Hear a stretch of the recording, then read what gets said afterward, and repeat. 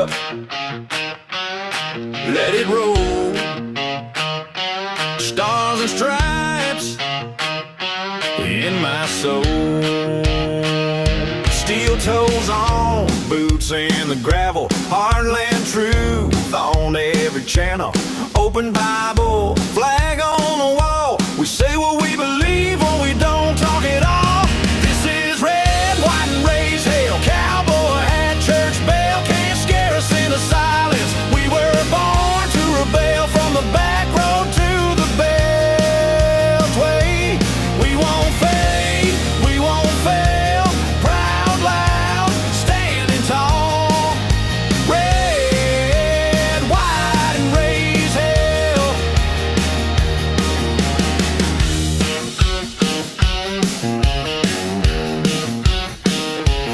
We back the badge, we guard the border. We love our guns and law and order. They try to shame every word we say, but we don't bow down, we just press play.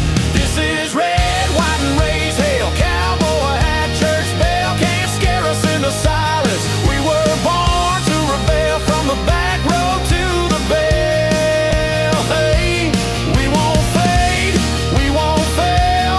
Proud, loud, standing tall. Red, white, and raise hell.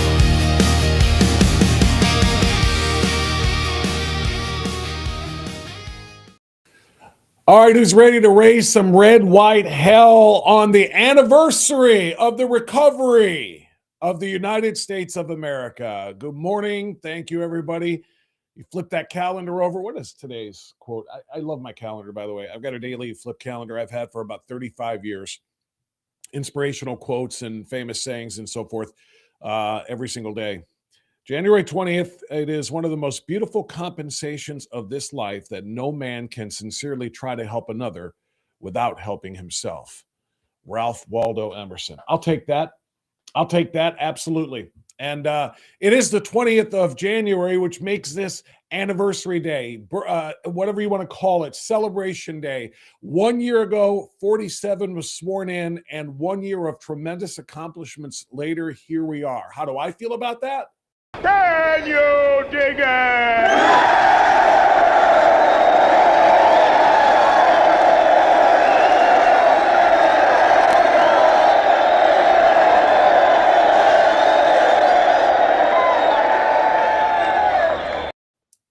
It has been something to behold these first 365 days of the Trump administration, of 47 since President Trump. By the way, I always got to check in with my chatters.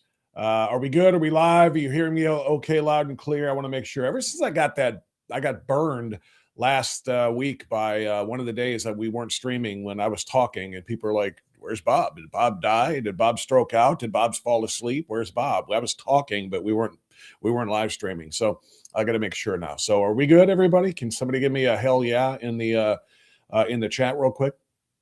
And good morning, by the way, chatters.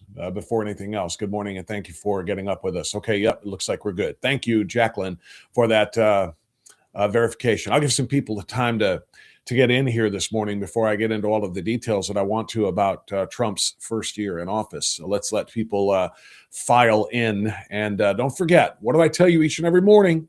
Thank you for getting up early to come to us and be a part of this show. And for being a part of the chat. But don't forget, every morning bring somebody with you. That should be the goal. If everybody brings somebody with them each day, our numbers will grow, our influence will grow, algorithms will kick off, and we'll be blasting forward and getting the sort of traction that we need to make an impact in 2026, which of course is crucial. If we don't, it's all over.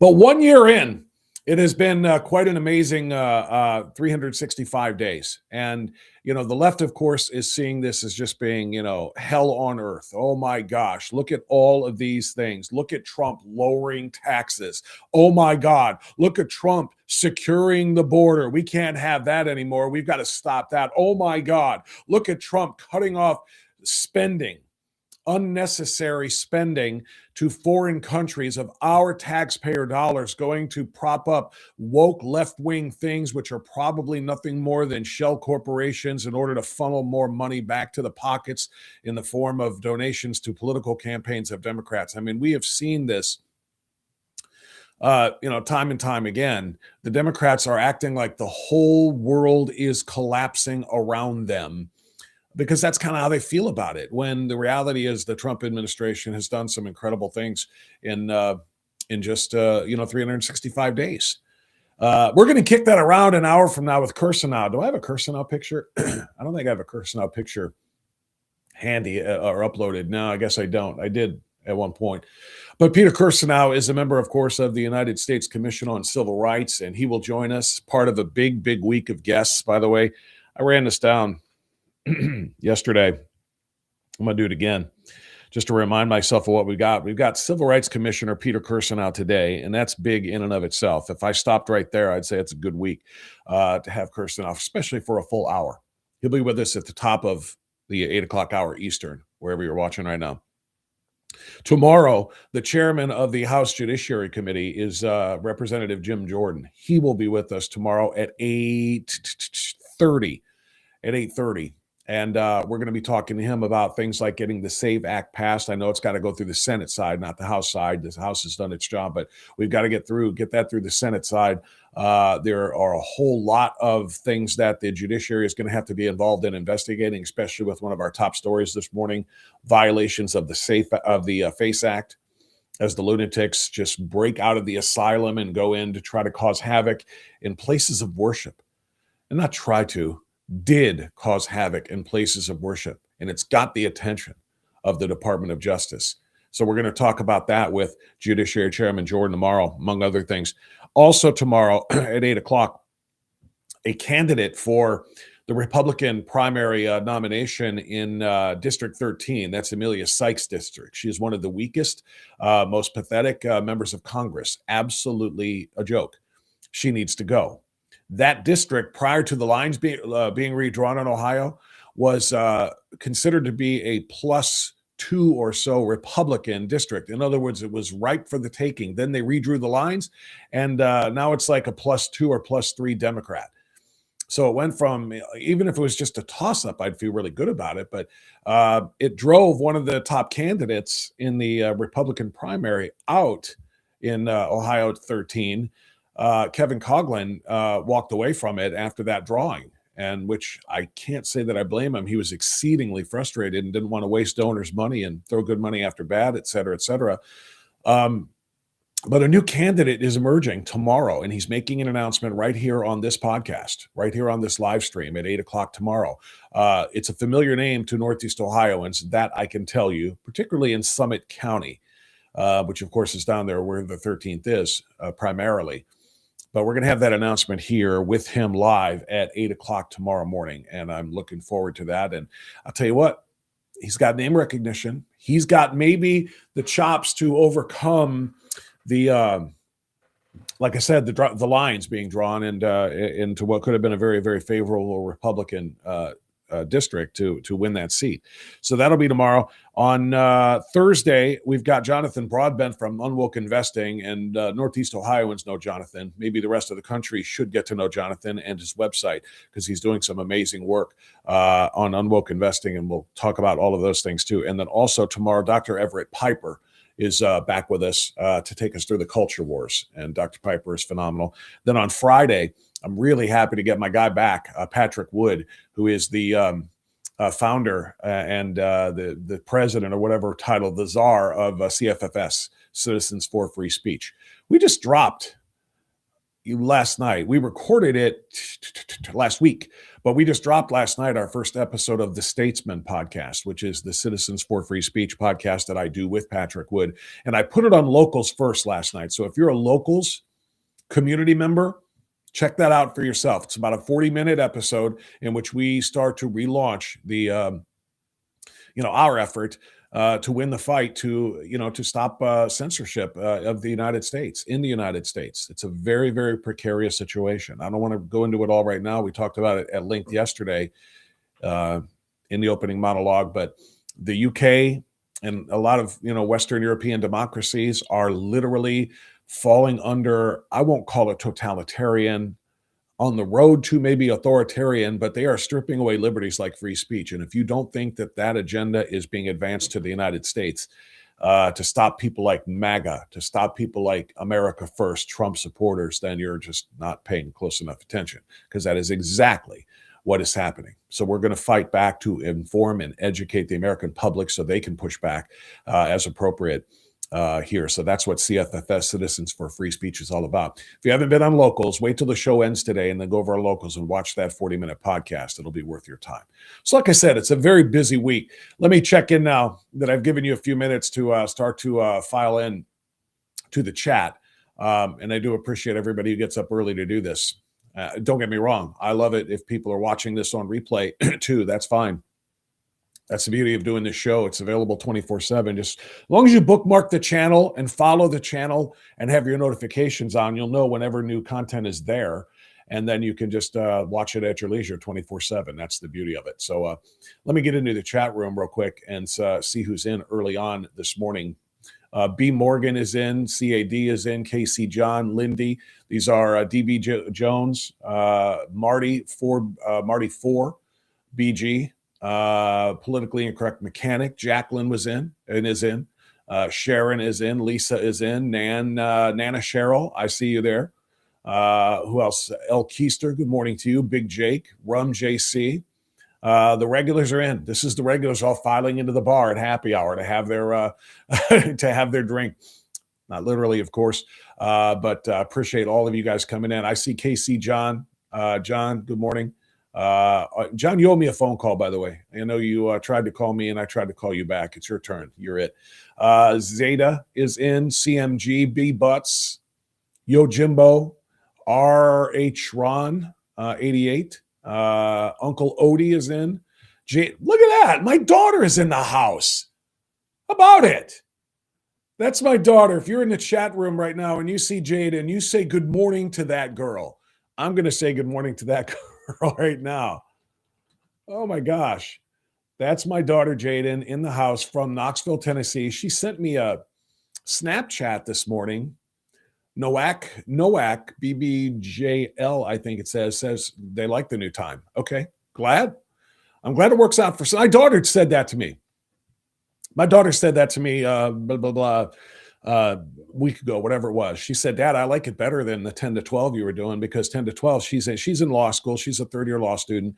She'll graduate in May, but she's either working or she's in class during that other time, that 10 to 12. But 7 to 9 is when she's up early and getting ready for work or school or working out. She sent me a Snapchat earlier this morning of a pair of dumbbells. So she's in the gym already. And now she's in the chat too, which is all kind of cool. So be nice to her. And Politically Incorrect Mechanic knows her personally. So I see the greeting there. So yeah, that's awesome.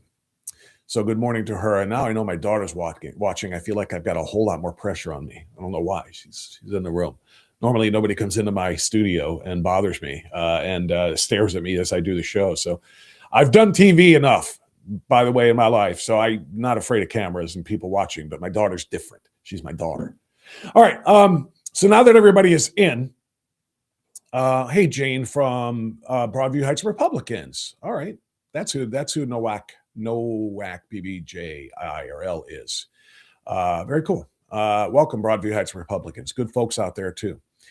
Strongsville Republicans had an event last night. We're going to talk about that a little bit later on. Strongsville had Meet the Candidates night, and they got to hear in person from the guy that I believe to be trying to sabotage Vivek Ramaswamy's campaign for governor. Casey Putsch, who we had on this program for a full hour of me asking very, very, very short questions and giving him all kinds of time to explain himself and what he knows and what he's all about to the people of Ohio in particular. And I can't say anything other than I feel like it was completely fair on my part to let him have enough time to promote himself or enough rope with which to hang himself, depending on how he handled it. And I think he wrapped that thing around his neck about 10 times in one show, in 1 hour. Last night, he was trying to make his case to the Strongsville GOP. I saw part of it online, and I may share part of it with you. It's not going well. I don't think this guy ever plans to be governor. Otherwise, he would have read the budget, at least looked at it before he does interviews. He would know something about Ohio election law. He claimed last night in the Strongsville GOP that he didn't know Ohio was an open primary. When he was making calls for Democrats to come over and vote for him in the Republican primary, he said, I didn't do that because I didn't even know you could do that. So I don't know what they're talking about. He even referenced me, and not by name, but by our interview. Anyway, I give people a chance. I'm trying to be fair to everybody, and I am wholly unconvinced he is here to do anything more than stop Vivek Ramaswamy and let Amy Acton win the governorship. That's it. That's the goal. There's no way an unknown, underfunded guy with making an appeal to Democrats, and again talking about online how many times he hates the Republican Party and he's burned his MAGA flag and Trump should be impeached. And this wasn't like from 10 years ago or even 5 years ago, the way, J.D. Vance back, in 2020 was not a big fan of Donald Trump's. And, things evolve, obviously, over time. And now J.D. Vance is the vice president of the United States and the odds-on favorite in 2028. But this was just from a couple of months ago. The guy was saying, impeach Trump, agreeing with AOC, burning the MAGA flag. And he thinks he was going to win the governorship that way? No, I think he's here to chop down Vivek Ramaswamy and let the state of Ohio go blue. If there's evidence to the contrary, I'm willing to read it, hear it, see it, be exposed to it. Just not there. Not there. From what I saw last night, watching it online, and from what I saw in our interview, just not there. Anyway, that's a Casey Putsch story. Okay, so what do you say? We need to do, yeah, he did do that, B-Butts. I see you, and you're exactly right. The New American Media, O'Brien says, yeah, Casey was less than impressive in the Strictly Speaking interview. He seems off. Yeah, a little bit. Off in a number of ways, actually. But be that as it may. I want to dive into, as I said, the Trump accomplishments of year number one. We are 365 days in to him, since the president was sworn in. And I think we owe it to President Trump to do a little bit of a retrospective recap. And I've got a bunch of notes here, and I want to pull them up, of all of the things that President Trump has been able to accomplish in his 1 year in office. And this is by no means a complete and full comprehensive list, but it's a starter anyway, just to kind of give us an idea. And for patriots in this room right now, patriots who are watching this podcast either live or 24/7 available on the channel, don't forget to subscribe to the channel. You already know this. So I'm not trying to convince you. What I am trying to do is remind you of all of these things so that you can tell other people who don't know this, right? This is the part about influencing and impacting that we have to get down. And this is the reason we need to grow the channel. This is the reason we need to grow the membership. We need to grow the followers. We need to grow the subscribers. We need to grow people who are community members in the locals community. The bigger we are, with the more engagement we get, the algorithms say ding, ding, ding, and it starts to check off little boxes, and they say, yeah, push this to more people. Just like the algorithms push my content out on Facebook and Instagram to the tune of tens of thousands of people, just like it gets pushed out to TikTok and X in the same way. We got to do it on Rumble now. All right. We got a very, very big following on all of those other places. We got to bring those people over to Rumble now. Bring somebody with you and make sure that you are helping us to defeat those algorithms that are holding us back. All right. So anyway, this is your job. I share with you, you share with other people. That's how this works. So just a little list here. In 365 days, the national average gas price is down now to $2.79 and still falling, down from a peak of absurdity and insanity of $5.02 in June of 22 under Joe Biden. Under Biden policies of mandating electric vehicles, banning the sale of internal combustion engine vehicles after 2030. This is what was announced, as you recall, back in 2021 when Biden took over. But this massive assault on energy, we're gonna stop drilling, we're going to stop using coal, we're going to transition the entire American energy apparatus to windmills and solar panels, like a bunch of friggin' idiots. That's what we would be if we did that. They can't provide 1/1,000,000th of the energy needs of the United States of America. Not even close. Not even close. And everybody else found that out. And we all started to pay the price of that insanity to the tune of $5 a gallon. Now it's down to $2.79 a gallon and dropping to where it was when President Trump left office in 2021. It was $2.39. And by the way, that average of $2.79 that we're all paying right now, that counts and factors in California. California's got state taxes, state gas taxes of like, I want to say as much as $1.50 a gallon just in state taxes. That's why California's average is somewhere in the neighborhood of $3.50 or more. So it may be $4. But the point being, even with California's outlier average gas price, the national average, all factored in, is $2.79. That's more than just keeping a promise. That is on its way back down to making travel and commutes affordable. That word affordability is a big one in the 2026 midterm cycle right now. And so we have to hit that. Second, border secured, not improved, not a little bit less unstable, secured, like locked down completely. Zero illegal immigration for 8 months. Do you hear that? 8 consecutive months of zero illegal aliens coming into this country and being released into this country. They try to cross into the country now. They are turned back around. GTFO, get the out of here. Gone. Goodbye. We've already got 25, 30 million illegals in this country because of the 12 to 20 that Biden let in 4 years. So we already have this massive problem. No more. And it's to the point where they're not even trying. When's the last time you saw a caravan of 25,000 people from Central America working their way up into Mexico, using Mexico as the land bridge to invade the United States? When's the last time you saw one of those 25,000 member or 5,000 member caravans coming to the border? And the answer is when Joe Biden was president. They don't even try anymore, by caravan or any other way. They're not even swimming the river. They're not even trying to cross the Rio Grande and hike up onto the other side. Joe Biden not only rolled out the red carpet when states said this is bad for our state, and that's our border with Mexico.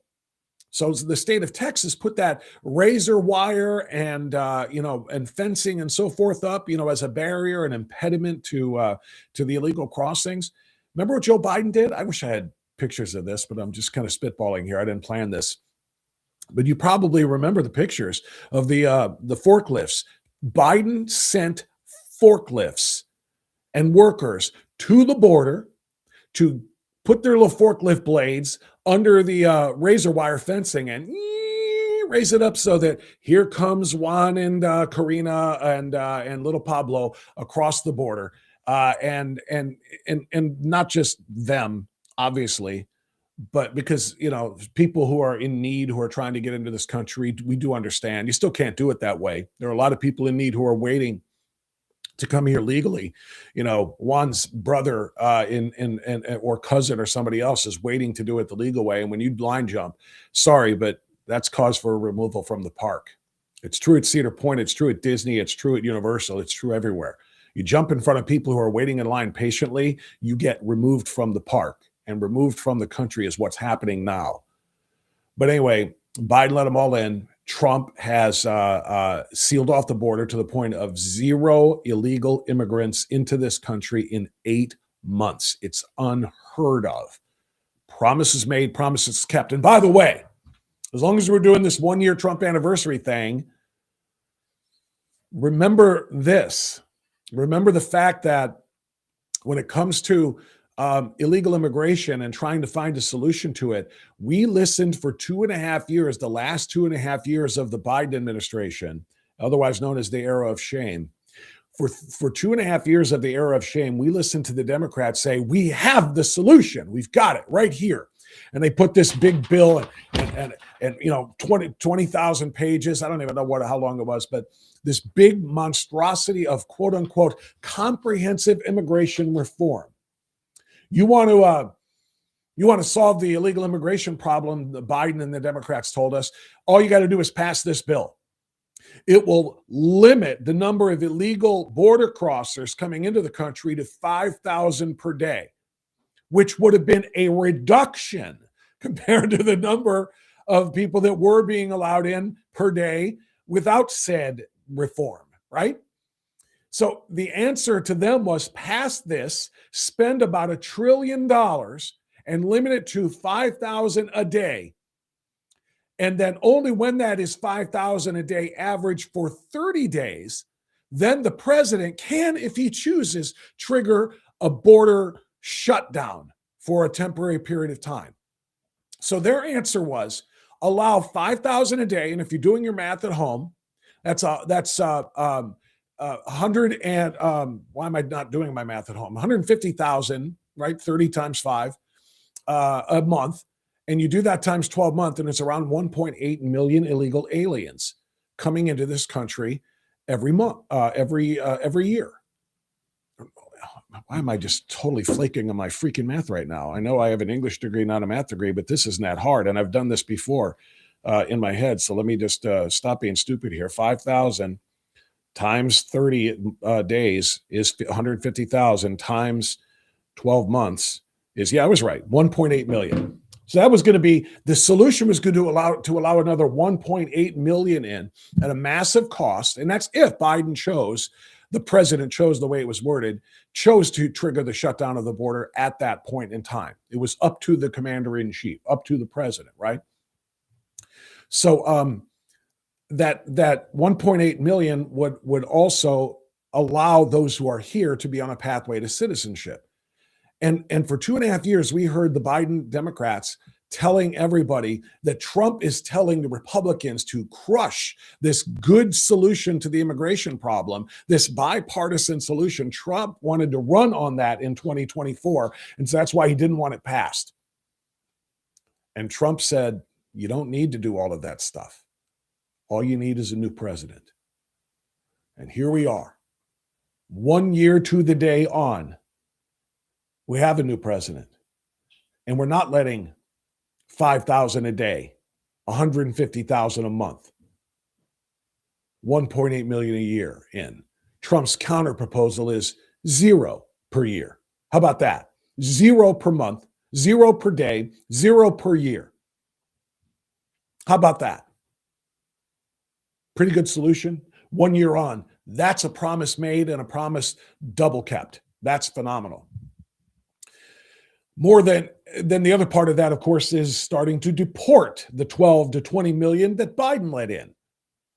And again, in year one, despite massive obstruction, massive pushback from the anti-ICE Democrats who want to protect illegal aliens in this country, from Juan and Karina or Carlita or whatever I said, the migrants, to the actual dangerous cartel members, to the rapists, to the murderers, to the traffickers, et cetera, et cetera.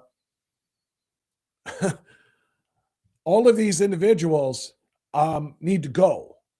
The worst first, absolutely. Make no mistake about it. And that's what ICE is doing. But despite this massive obstruction, they have deported 2.6 million so far. That's just in year one. 1.9 million of those self-deporting because of the program that the administration put in place, giving everybody $1,000 and a free flight home and the promise of being allowed to apply. No guarantees that you'll get in, but you can apply to come back into the United States of America. However, if you don't self-deport and take that offer, if we got to come and hunt you down and find you, You're never going to be allowed back in again. Never going to be allowed back in again. And you know what? That is the policy that's working. 1.9 million of the 2.6 million who have deported so far have self-deported. That's the way it's supposed to go. The others, and this is still pretty amazing, to have 700,000 or so illegal aliens found by ICE and deported, which is exactly what the job is. And this is prior to the tripling of the size of Homeland Security and ICE. In year 2, which we just entered, triple ICE agents are going to be out there swarming and flooding the zones of the sanctuary cities where the worst of the worst are hiding. And so that number is going to go up exponentially in year number 2, which it absolutely must. That's how this is supposed to work. So that is just a massive accomplishment by Trump. And we're only 2 accomplishments into looking at year number 1 of the Trump administration. I've got a lot more for you right after this. This episode is brought to you by Mark King and Keeping Medicare Simple. Medicare Advantage open enrollment is happening right now through March 31st. And if you're on Medicare, this matters to you. And if you're in Northeast Ohio, I want to personally recommend someone I know and trust, Mark King. I've known Mark for years, and I've referred Medicare recipients to him time and time again because he puts people first and keeps Medicare simple. If you're thinking about switching Advantage plans or even returning to original Medicare, call Mark's office today at 440-832-8936 to schedule an appointment. And for clear, easy-to-understand information, visit the user-friendly website keepingmedicaresimple.com. When it comes to Medicare, I trust Mark King, and you can too.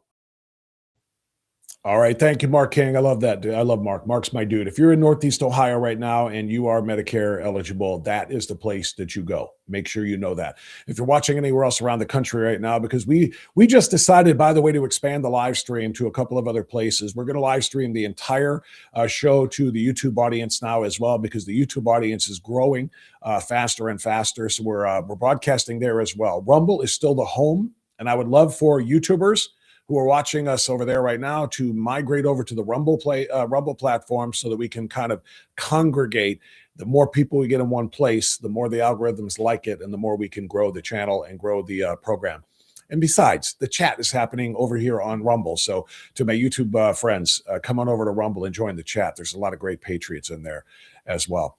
So if you're watching around the country on any of those platforms, that's awesome. But Northeast Ohioans, Keeping Medicare Simple is for you. Okay, let's talk more about if at the pace I'm going right now, we won't get through the full year of accomplishments by the end of this show. So I'm going to pick it up a little bit here. Tax cuts, huge retroactive tax cuts that were passed in 2025, and Trump signed them. The largest tax refunds in history are expected in 2026.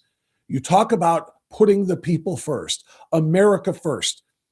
Making permanent through the One Big Beautiful Bill the largest tax cuts in American history. The Trump Tax Cuts and Jobs Act from 2017. It is now permanent, which is extraordinary. And then again, the largest tax refunds in history are coming here in 2026. That's America first. How about the economy? Remember, the Trump tariffs were going to cripple the economy. The Trump tariffs were going to spike inflation, and the economy is going to shrivel. That's what Trump is going to do. Well, here we are 1 year in the economic boom that Trump promised. And what did he call it? The glory days? No, not the golden age. The golden age is nigh, and the golden age is indeed upon us. GDP for the last quarter, economic quarter, was 4.3%. Anything above 3% is considered to be a solid economic growth, and in fact, considered to be an economic boom. We were at 4.3%. For quarter four, the Fed is expecting 5.4%. If we get over 5% in GDP growth, honestly, I don't even know how any Democrat has even remotely any credibility left. Because this is just simply the reality. The reality of the situation is that Trump is making America economically great again, which is what he promised. How about DHS? Do you remember when Trump in the first term, the liberals were freaking out about family separation and children are being isolated and so on and so forth. The Trump administration, in Trump 47, the Department of Homeland Security has rescued more than 129,000 unaccompanied migrant children that were lost and trafficked into the USA under Biden. Now, that's a far cry from the hundreds of thousands that are believed to have been brought here, again, unaccompanied, and disappeared into the hell of child slavery, child sex slavery, being trafficked, and all of the horrific other things that can befall these kids. Biden didn't give a rat's ass about them. Okay? That's why he allowed that unchecked immigration to happen, and told Border Patrol to stand down, and told people to just green light them and let them come in. You know how many kids were brought in either unaccompanied or by people who weren't their parents because they were being trafficked? Yeah, like I said, hundreds of thousands are lost. And the Trump DHS has recovered and rescued 129,000 of them. That's more than just a promise made and a promise kept. That's morality. That's decency. That's humanity. That the left wants you to believe that the Trump administration or Trump supporters like you and me, MAGA and America First people, don't have. In Trump's first year back in the White House, 2025, recorded the largest single-year drop in the murder rate ever recorded from one year to the next. Year over year, the largest drop in murders. How can that possibly be for a lawless, convicted felon president like the left wants you to believe?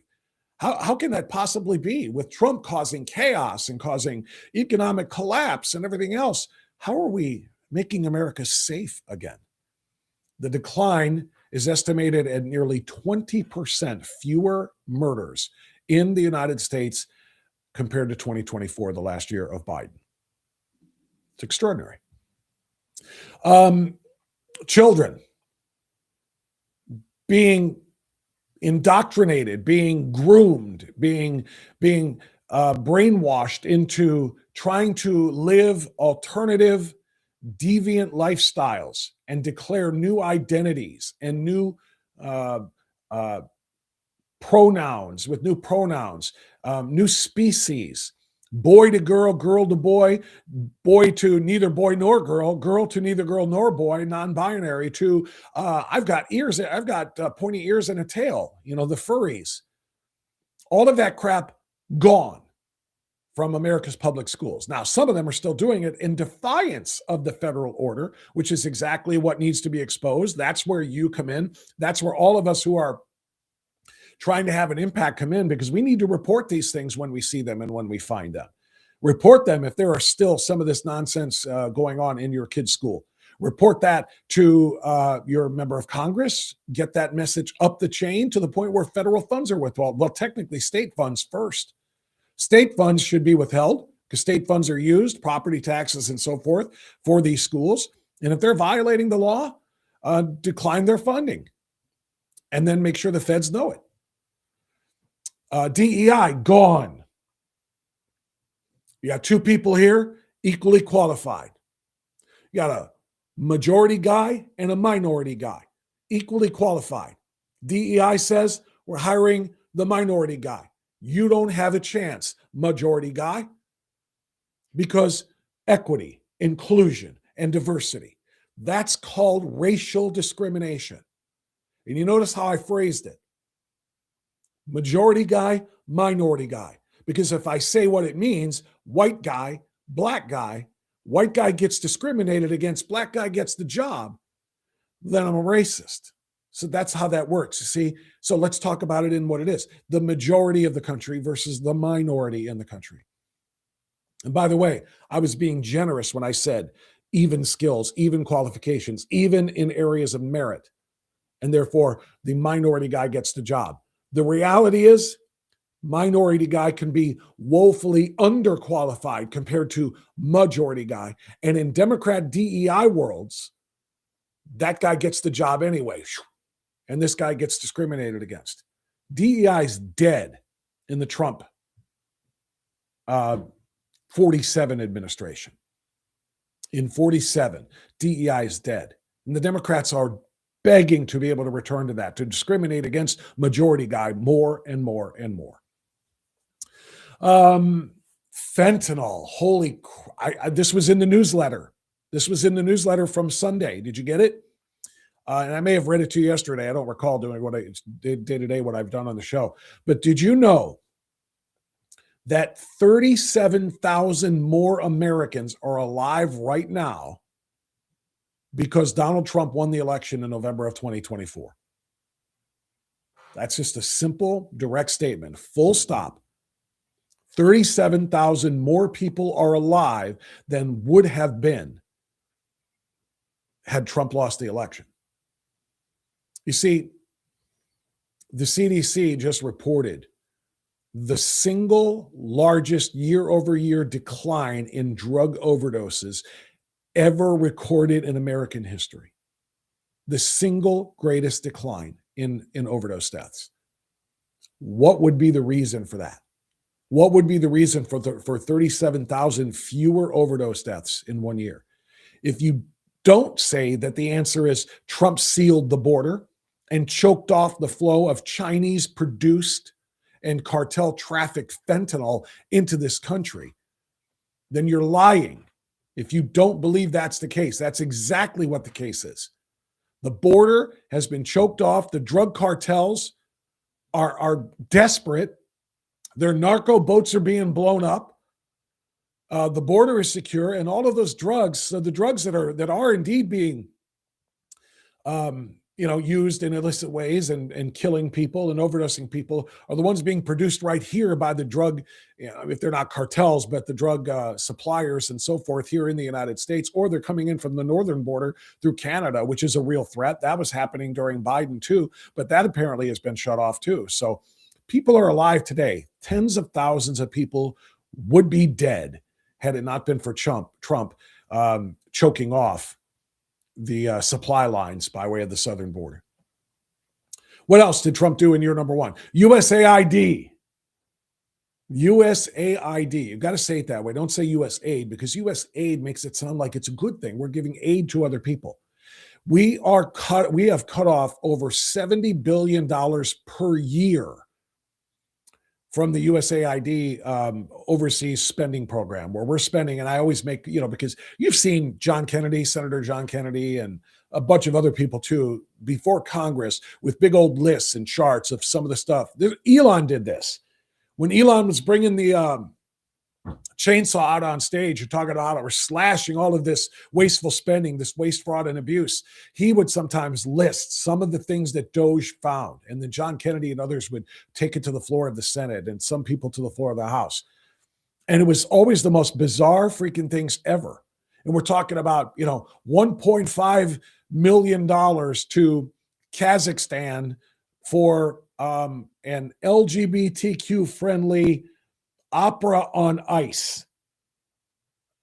I'm making that up, but only because each of those elements were part of something. We were funding LGBTQ operas. We were funding trans ice capades. So I'm just kind of merging them together to bring the point here. All of this unbelievable crap that we spent our money on through USAID, which was just a great big giant slush fund, where money went to foreign countries, ostensibly to be used for aid in some of these, various ridiculous endeavors. But the money never ended up there. It always ended up back in the pockets, or a percentage of it anyway, in the form of donations to Democrat candidates. But that money was being sent overseas for, gender studies in Pakistan, or contraception, or, political, purposes in sub-Saharan African countries, all kinds of crap like that. And, it had to stop, and that spending had to stop. Well, guess what? It has been stopped. And you know what Chuck Schumer just said? Like 2-3 days ago, Chuck Schumer said, when the Democrats win the majority back in the House and in the Senate, they're going to restore all of that funding. They're going to reach into your freaking wallet, and they're going to take the money out of it, and they're going to put it in an envelope, and they're going to send it to Somalia, or they're going to send it to Uzbekistan. They're going to send it to any number of foreign countries where, again, that money is wasted on crap that has no benefit whatsoever for the American people. And quite frankly, no benefit anywhere for any people. but they make it sound like it's at least benefiting the trans people by earmarking money for these things. What else? President Trump secured the release of American hostages in Venezuela, Americans in Afghanistan, American Israeli citizens in Hamas captivity. A Pennsylvania teacher that was held in Russia, release secured by Donald Trump. An American citizen in Belarus, among many others. 47 American citizens brought home safely. And sadly, for those who were, hostages who were held in Gaza, primarily Israeli hostages, all of the living hostages out as well, and then the remains of those who did not make it out safely, but the remains at least given to their families for burial. Trump made those promises and kept those promises. An executive order by Trump to reinstate back pay to thousands of U.S. service members who were discharged and forced out of the military because they refused to be experimented upon by Anthony Fauci. Refused to take those jabs, which was their right. Medical freedom, individual freedom, personal liberties, the ability to decide for oneself what one puts into one's body. That's medical freedom. That has to be sacrosanct. And under Trump, it is. And I know a lot of people say, wait a minute, that shot was made by Trump. Yeah. Operation Warp Speed was probably the biggest mistake of the Trump first presidency. No doubt about it. Those shots were not ready for prime time. They were not safe and effective. And pushing those on people was the wrong move. But Trump never mandated one of them. Made them available because the people of the United States and the people of the world were clamoring during the COVID hysteria. By the way, the media helped create. They were clamoring for something. So Operation Warp Speed commenced, and away we go. But Trump never mandated anything. It was Joe Biden who tried to lock my kids out of schools, off of campuses, unless they took shots. It was Biden who, continually told the lie. Biden and his administration told the lie that these shots were safe and effective, that there was no side effect, that if you get the shot, you cannot ever get COVID again, and you cannot pass that virus on to anybody else. And oh, by the way, that's the effective part. Then the safe part, we're not going to tell people that it causes blood clots. We're not going to tell people that it's going to cause myocarditis and pericarditis, particularly in young, healthy people. We're not going to tell people about the number of people who are actually going to die from that shot, because that would, of course, kill the pandemic. And the pandemic was indeed a plan. Anyway, I'm riffing a little bit here, but you understand the point. Trump said to the soldiers who didn't take those shots and they were drummed out of the service, they're going to be put back in and they're getting back pay. That's huge.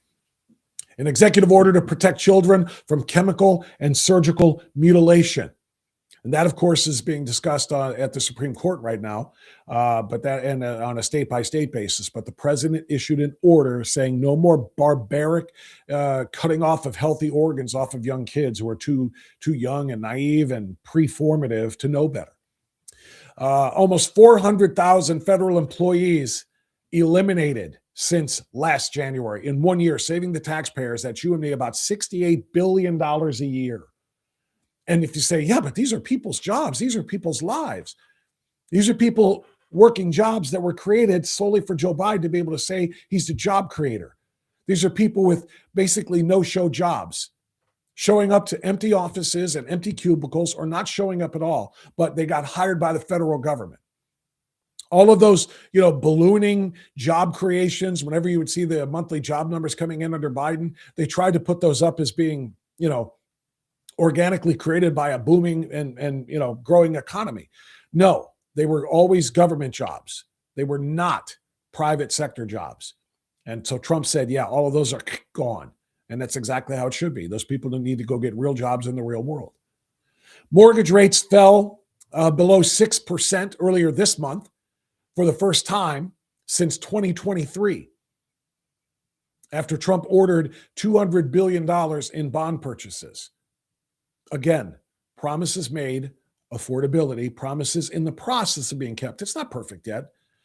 And Trump is also working very, very hard right now this month on banning big investors, the giant corporations, from buying single family homes and then raising the mortgage prices to extraordinarily inflated levels to the point where nobody can afford to buy a home anymore. This is a small list. I've been doing it for 50 minutes. But this is a very small list of the accomplishments of the Trump administration just in year one. So today, January 20th of 2026, happy one-year anniversary to President Trump, and happy birthday to all of us for the gifts that we have received from this president, his team, his cabinet, his administration. And this is exactly what we voted for. And the left knows it. The left knows the progress that was made. The left knows that the tariffs didn't raise inflation the way we were told that it would. The left knows that Trump was able to secure the border without passing $1 trillion monstrosity that would still allow 1.8 million more across. They know that Trump made promises and kept promises. And if he has a better year in 2026 than he even had in 2025, there's not a chance in living hell that they win the midterms. They know this, which is why they have resorted to what? Chaos. Anarchy. Why are anti-ICE protesters and rioters and anarchists storming into churches in Minnesota? Churches? Because they have to create anarchy. They have to create chaos for the next 10 months. They have to make it look as though America's falling apart.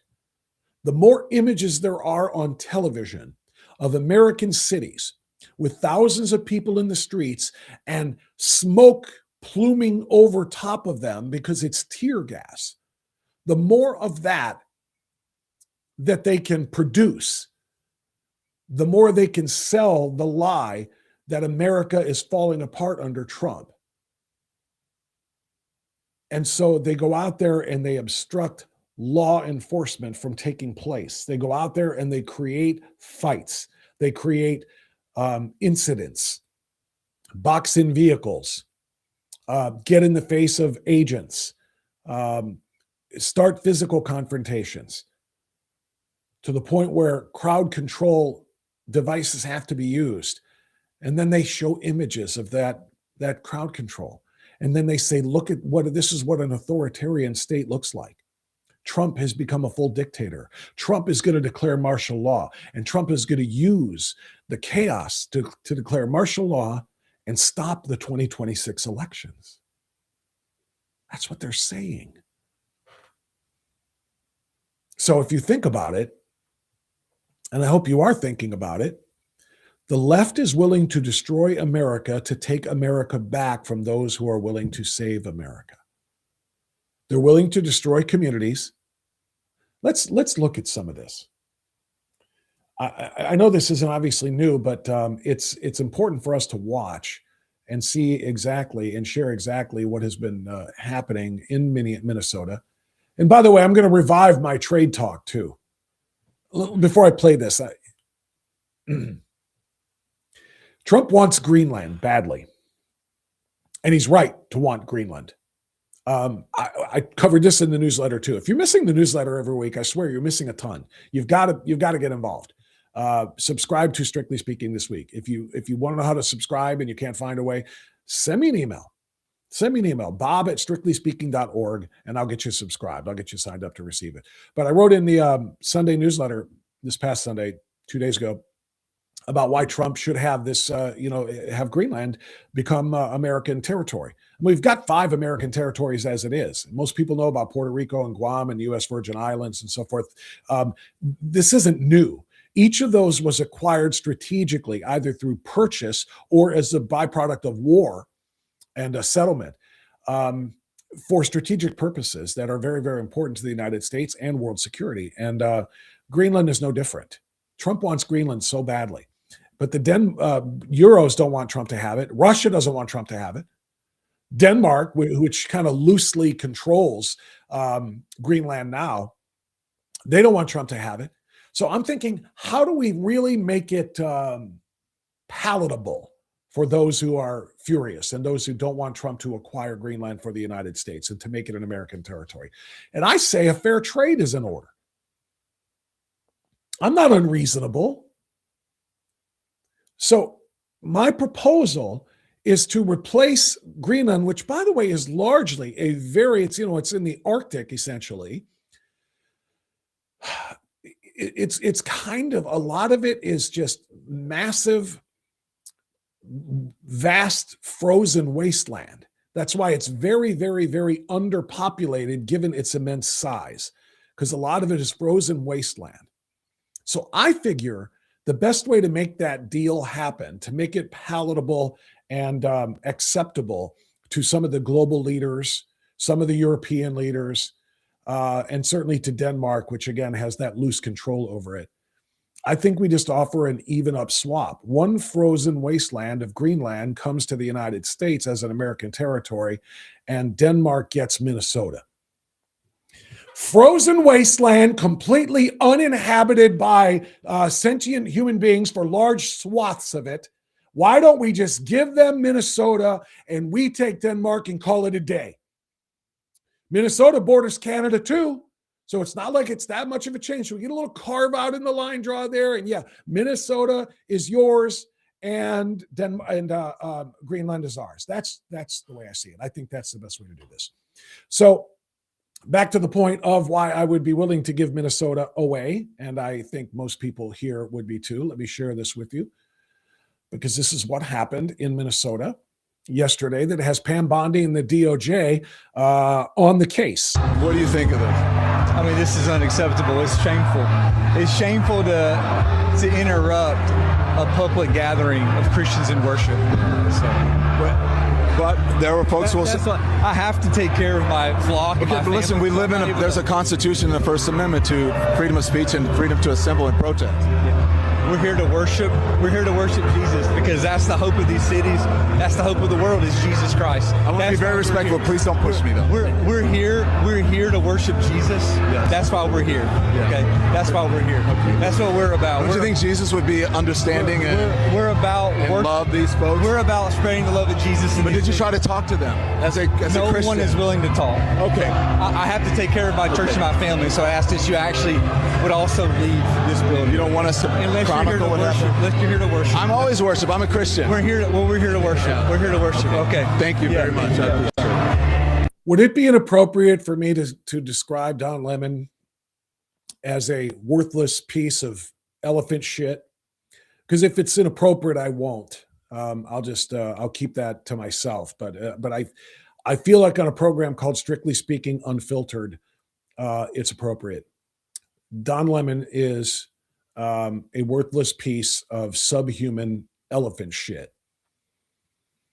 That idiot went into that church and pinned that pastor down and said, there's a constitutional amendment that provides people the right to free protest and to free speech. Does that dumb bastard even know that same amendment provides that pastor the right to have a church service unobstructed by idiot atheists like him?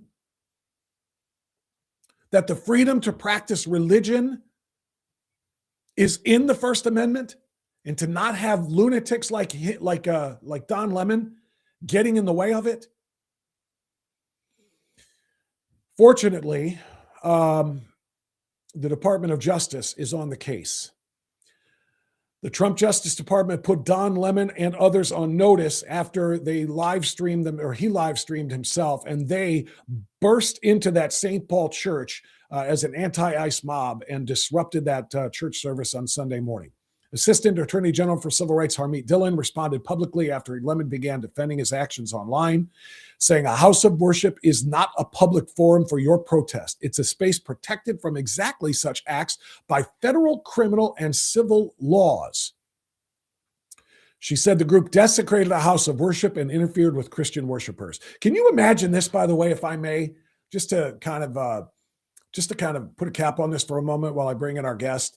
Can you imagine any scenario in which Christian protesters or just non-Muslim protesters on a day during a worship service in any mosque in America, if they had burst in there and started, chanting anti this or pro that or whatever the hell their cause was. In this case, it was anti-ICE, but disrupted the church service because, or the Islamic, we don't call it a church, it's a mosque, Islamic worship ceremonies, whatever the hell they call it. I don't care, by the way. Because they thought that the imam of that particular place was a threat in some way, which, by the way, is not a crazy radical thought given what Islam is, which is a religion of destruction and political expansion and nothing to do with actual faith. But can you imagine if they thought that that imam was a threat in some way and so burst in there to demonstrate and chant against that imam? Oh my God, America would be burning even worse than it is now if that happened. But they burst into a Christian church because they said the pastor is a threat because he somehow in some way is connected to ICE. That was the story. And that's okay. The left think that's Don Lemon, this is perfectly appropriate use of the First Amendment. Can you imagine if that was done to a Muslim, an Islamic mosque? Forget about it. Just forget about it. All right, it's a Tuesday, and if you had been paying attention to my broadcast on terrestrial radio over the course of the last 12 years, going into our 12th year now, you know that on Tuesdays, I like to call them what they are. I call them Kirsanow days, because that's when we get a visit from the longest-serving member in the history of the United States Commission on Civil Rights. He's been there for 24 years, and I think he just got signed on to another 4-year term. He, of course, is Civil Rights Commissioner Peter Kirsanow, and the camera is in fine working order today. Good morning, Pete. How are you, sir? Oh, the camera's working well, but you don't have your microphone on. Unmute yourself there, and we should be good to go. Okay, there we go. How about that? Now we got you. Yeah, I'm going on my 5th term, and by the way, I want to apologize to everybody. I was involved in a little bit of kumite, and I knocked out a tooth. Did you really? Yep. Holy, it happens. What'd you do? Did you slip on the ice? No, I was sparring. You really were I'm sparring? an old man. My reactions aren't as quick as they used to be, so they tagged me. Who were you sparring with? And you? I can't mention. Is it MMA or is it MMA sparring or just boxing sparring? It was boxing. I was, I was at my age. I shouldn't be going up against people in their 20s. No, you shouldn't. Wow. All right, Kirsanow. So Kirsanow in his downtime gets in the ring and relives his Apollo Creed dreams. All right, my friend. Well, no worries. I'm glad you're here. Thank you, Pete, for the time. All right. There's a lot to get to here, and I'll come back to the 1-year anniversary of Trump 47, because that, of course, is today. It's January 20th, and I spent most of the first hour talking about Trump accomplishments. I'm going to get your highs and your lows from Trump 1 year in a moment. But I want to stay on the topic that I morphed into here, which is the ongoing anti-ICE protests and the invasion of a church in St. Paul by one of these crowds that felt justified because the pastor there is pro-ICE in some way, shape, or form. I still don't have the details on that. But regardless of what that pastor was, they interrupted this service now. And now there are calls from Washington and around the country from reasonable people for charges to be brought against Don Lemon and against all of those invaders for violating the FACE Act. Peter, tell me, with your legal perspective, from your legal perspective, is the FACE Act in play here? It definitely is in play. The purpose of the FACE Act is, it's the Freedom of Access to Clinics Act, and it also applies to churches. And I don't recall too many instances in which there's been such an egregious disruption of church services. It was almost satanic. Maybe it was satanic. And Don Lemon is, not the brightest bulb in the world. So he probably didn't realize what the heck he was doing, but that's not an excuse. He was in there doing disruption of the services also. But it was, I don't know what these protesters think they're accomplishing. I don't think they're accomplishing anything in terms of their own perspective or their goals, because I think most reasonable people were upset by what they saw. I know I was very upset. You know, I was ready to book a flight up to Minnesota. And I don't, you know, I'm a Christian, so I don't want to be, you know, threatening violence, but I don't want to knock some heads big time. Not against the person who knocked out my tooth, but nonetheless. So I think what frustrates conservatives, many conservatives, is it appears as if Pam Bondi's not doing anything. These things take a little bit of time. I mean, it happened just a couple of days ago. I do hope they act with great alacrity, and just like the left likes to make examples of conservatives, I think that examples need to be made. But most importantly, I think the law needs to be enforced here. That was really reprehensible. I want to share this article with you, Pete, or at least a portion of it, and with everybody else. So let me pull this up on the screen. The Attorney General, and by the way, before I do that, you mentioned Pam Bondi. You know, this takes a little bit of time. You know, so let's give her a little bit of room and so forth. I think the reason people are, you know, like, hey, Pam, what the hell? It's not because of this, because you're right, this just happened, but because for a year nothing has happened. Yeah, you know, for a year now. This new Department of Justice was supposed to bring accountability for all of the lawlessness and the lawfare of, you know, the Biden years. And to my knowledge, nobody has worn handcuffs yet.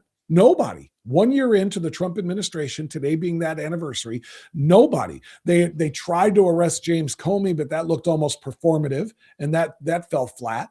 They're trying to charge, you know, a couple of other people with, you know, very loosely, but there seems to be no accountability that was coming. So if, you know, you'll forgive me and other people, Pete, if we don't think that, you know, anybody is going to be charged under the FACE Act here, and there's going to be any accountability for Don Lemon or anybody else. You know, I think there's a lot of skepticism, and I don't mean to be defending Pam Bondi. I don't have a brief for that or anything else like that. Two things. One is that these things take time. Prosecutions take time, and even bringing charges and doing it the right way so they don't fall apart, trying to build a case. The other thing is that, remember that the Justice Department is, or had been for who knows how long, staffed by leftist activists, just to a certain extent. Not to a certain extent, to a large extent, these people are on the left, and to a certain extent, they're leftist activists. Remember that a number of people at DOJ resigned for political reasons, not because they, you know, were going on to something else. They could not abide a Trump administration, so they resigned. And consider their activities during the Biden administration. I mean, you're talking about a significant portion of that department who's politically aligned with the left. So she's fighting an internal battle too. So again, I'm frustrated too. I just want to put that in perspective. And that's fair. That's fair. Now, to the piece that I wanted to share with you, first, let me read a definition of the FACE Act for people who don't know it specifically. The FACE Act makes it a federal crime with potential steep fines and jail time to use or threaten to use force to, quote, injure, intimidate, or interfere, end quote, with a person seeking reproductive health services, or with a person lawfully trying to exercise the First Amendment right of religious freedom at a place of religious worship. It also prohibits intentional property damage to a facility providing reproductive health services or a place of religious worship. The Ku Klux Klan Act makes it a federal crime for individuals to deny citizens their civil rights like the practice of their faith. Okay, so that's the definition that I wanted to share. And now what I want to share with you on screen are the words of a different Attorney General, Peter. This is Attorney General Keith Ellison. And I'll blow this up a little bit so everybody else can see that the best I can. Keith Ellison is the Attorney General in Minnesota. And he went on, guess what show, to talk about the FACE Act. He went on Don Lemon's YouTube show. Of course he did. To tell Don Lemon that, of course, you didn't break any laws. The FACE Act only pertains to reproductive rights, he says. Quote, the FACE Act, by the way, is designed to protect the rights of people seeking reproductive rights so that people for a religious reason cannot just use religion to break into women's reproductive health centers. How they are stretching either of these laws to apply to people who protested in a church over the behavior of a religious leader is beyond me. So, Pete, that is the Attorney General of the state of Minnesota. You are a constitutional law expert. What do you respond? What is your response to Ellison? Let me respond in a very scholarly fashion. That's bull. He's a moron. But more importantly, Keith Ellison is a dangerous person and has been for a long time. The fact that he's the Attorney General of the state is an abomination. But it's not to be, I wouldn't be surprised by it. I don't know what's going on with Minnesota. It is truly remarkable. You've got Ilhan Omar, who represents Minnesota. I think that the FBI will probably find a lot more fraud there and abuse than has already been uncovered. And Keith Ellison has been like the three blind mice. It's his job to be looking at these things, but apparently these things occurred without his knowledge, he claims. But all the wrong elements support Keith Ellison. And Keith Ellison is a pernicious influence, not just on Minnesota, but to the United States generally. So that's not a surprise. He's a political actor. I don't consider him to be anything close to being a legal scholar. In fact, every time I hear him speak, it's almost as if when I was teaching law school, the worst student who had been asleep in the back of the class all of a sudden woke up and said something, uttered something. That's Keith Ellison. That's you know better than I do about him, so I will take your word for that. But I think that's a pretty fair summation. I want to share this now, Pete, so people can see exactly how bad it got in that church and what they did. So let's observe this.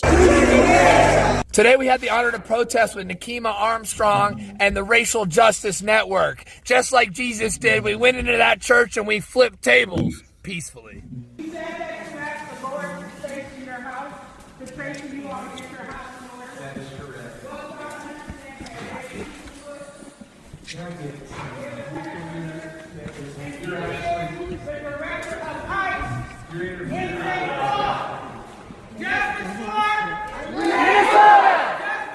Renee Good! Renee Good! Renee Good!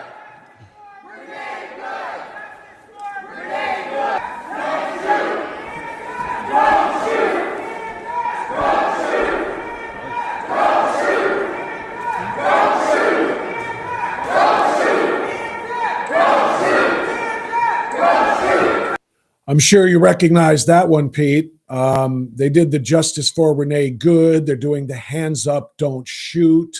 Every radical lie that they can think of, such as, Michael Brown with hands up, don't shoot. They're in there doing this in a house of worship. Peter, I don't want to belabor it, obviously, but what if this had happened in another house of worship? What if that had happened in a non-Christian facility? Well, first of all, you would never even think of going into a mosque, right? We all know that. Second of all, they better not think about coming into my parish or my church, because I'm not lapsed, but I'm a very imperfect Christian. We all are. Those guys would have gotten a pretty decent beating. I would not have been nice about it at all. I'm sick of this crap. I think everyone else is sick of this crap. And I don't think they did their cause any good, frankly. And I'm not turning the other cheek. I'm sorry. I don't do that kind of stuff. I'm sick of.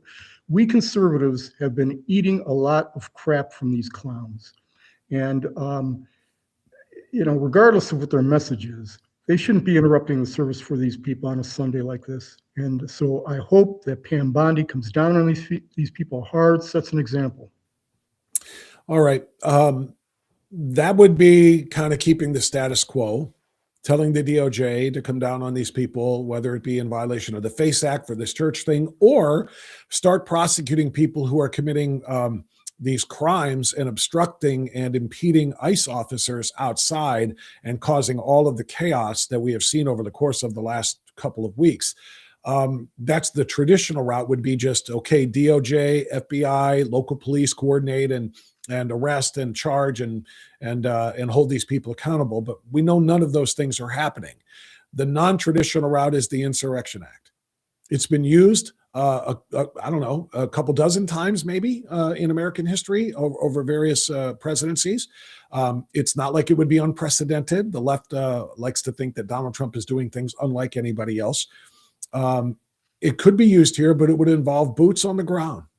U.S. troops in an American city in a little bit of a different capacity than the National Guard going to D.C. and Memphis and Chicago and San Francisco and some of the other places to crack down on the wanton, crime, the murderers and the carjackers and so forth in those places. This would be to control a population that has grown out of control. So, Pete, from a legal perspective, or from just Pete's perspective, should Trump invoke the Insurrection Act? And if so, when? So it's a hard one, because you've got legal considerations and political considerations. I think from legal considerations, he's probably got a basis to do so. Political considerations probably override everything, and also practical considerations. Are you advancing the ball from not just an optics standpoint, but a persuasion standpoint by doing that? Now, I happen to think that he would be. And I would invoke every instrumentality that I could to make sure, or the left would have no problem doing that, correct? The left would be invoking every act, regardless of it's actually applicable, whether or not there's a constitutional basis, any type of legal basis for it. They'd be doing it because they understand the use of power. Trump understands it also, more than any other Republican president of my lifetime. But he's got considerations. He has to think about this through. Will you be inflaming the situation? Will you be making them sympathetic by doing this? Do you want, the media is going to be on their side. By invoking the Insurrection Act, do you want the media to go, even harder in favor of the leftist perspective? I would do it. Possible? Is it even possible to go harder? No, it's not. I would do it. I would do it. I really would. I think from an optics standpoint, what the left did on Sunday at that church hurt their cause immeasurably. I think that the average Joe out there who doesn't have necessarily an overt political bone, although in these circumstances, I think it's very difficult for most Americans not to have any type of political opinion about this. But I think that these folks, I don't think people, regardless of whether or not you're religious, whether or not you attend services, I don't think they like the idea that people go in there and disrupt peaceful worship like this. These people don't have any dog in the fight, or many of them don't. So for them to do this, I think turned a lot of people off. But you've got a mayor, a governor, and the entire state apparatus that seems to have seceded from the union. What else are you going to do? They have. I think that's a fair thing to say, and I'm a little bit puzzled at President Trump's reticence to do this. He said Sunday, I think it was, yes, I'll use it if I think I need to, but I don't see any reason to do so now. And I'm like, do you have a TV? Because I see thousands and thousands of reasons to do this right now. And the worst part about this, Peter, is the hypocrisy of it all, because the left and the media, but you repeat yourself, the left and the media covered Barack Obama's use of ICE, Immigration and Customs Enforcement, used to be INS, and their search for illegal aliens, particularly the worst of the worst. They covered it with journalistic interest and curiosity. Wow, look what a wonderful job our law enforcement agents are doing in catching bad guys under the strong guidance and leadership of President Barack Obama. That's how the media covered that. These same agents want to do the same thing, and they want to do it in the same way. And the only difference between then and now is they don't have to wade through thousands of people in their faces, blocking their vehicles, screaming at them, calling them Nazis, calling them Gestapo, and calling them, murderers, and so on and so forth. So yeah, I'm like, when I compare the two things, you see the way it was done when Obama was president, see the way it's being done now. If I'm President Trump, I got to be looking at it and saying, I've got to protect these guys. They should have every bit as much of a right to go out there and do their jobs and do their targeted enforcement, just like they had under Obama, and I've got to protect them.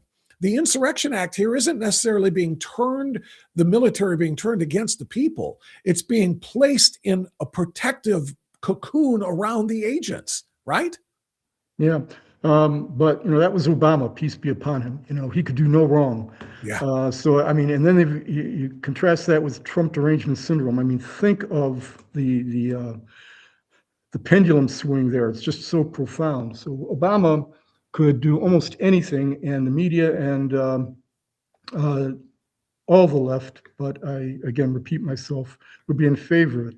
Trump derangement syndrome, I think, operates here on steroids. But what's really astonishing is you've got an entire state that has decided that it's going to secede from the union, basically. It's not going to be enforcing the laws. And what's also astonishing is that apparently many of the voters, if not most of the voters of the state of Minnesota, have decided that they have no problem with their mayor and governor releasing hundreds of felons into the streets, people who have done all kinds of horrific things, rape, murder, all kinds of things, and have decided they're going to subject their citizens to these criminals as opposed to giving Trump a win. And that's how they perceive it. They don't want to give Trump a win. That's 1,000% it. That is 1,000% it. Not only do they not want to give him a win, but I was bringing this up before you came on, Peter. They need to create a loss. In addition to not giving Trump a win, they need to create a loss. They need to create the appearance of chaos and anarchy in the streets under a Trump presidency. They want to see more crowds with more smoke billowing over top of them in the form of tear gas in more American cities over the course of the next 10 months so that they can make the case for Democrat takeover, saying, look what's happening because of Trump. And it's because of them, not Trump, but they want Trump to wear that badge of shame that there is so much chaos in the streets. So they're fomenting this in order to create Trump losses, not just prevent him from having wins. Yeah, I think that's right. I think that they are overplaying their hand. And I think that I've seen just a little bit of smattering of polling data on this, but I think that they're hurting their cause tremendously. Most people look at this and they recognize that you brought up Obama, for example, and they're wondering how Obama could have deported all of these folks and not a discouraging word was heard. But if Trump does it, there's a completely different perspective. They understand that. I think most people do. Does it energize? I mean, does what Minneapolis and Minnesota generally, what they're doing, does it energize the leftist base? Yeah, it definitely does. I don't think there's any doubt about that. But I don't think it's expanding the base at all. But it is letting ordinary Americans know that there's something truly afoul afoot in Minnesota, Minneapolis, and in blue jurisdictions generally, that they would privilege, that they would elevate illegal aliens, not just illegal aliens, but criminal illegal aliens over the interests of the American people. Truly astonishing. But that church invasion, I don't care if you are, a regular church attendance or a mosque attendee or a synagogue attendee. That is something that in the past, most Americans, and not just in the past, I think it currently applies. I think most Americans understand that place is a place of worship, it's sacrosanct, and those kinds of activities are demonic. They're something you just don't do. I think it turned off a lot of folks who don't have a strong opinion. They're the folks who, necessarily they want to watch a football game on a Sunday. They want to go off to work, take care of their kids. They go to church, a few times a year, probably on days of obligation. But they've got a strong feeling about, maybe they served in the military. Maybe they have folks who served in the military. They have a strong American sensibility about them. They don't like this stuff. I think it's going to be politically damaging to the Democrats. And I got to believe when someone like a Carville is not on television and he's thinking to himself, this is not the way to go, just from a political perspective. Peter, you mentioned Obama several times in your comments there. I think that makes this worthy. So I'm going to share this with you, and I want to get your reaction to it on the other side of it. And hang on a second. I got to pull it up. Where did you go, Barry? Where did you go, Saint Barack? There he is. All right, let me share this with you and with the crowd, with our viewers. Okay.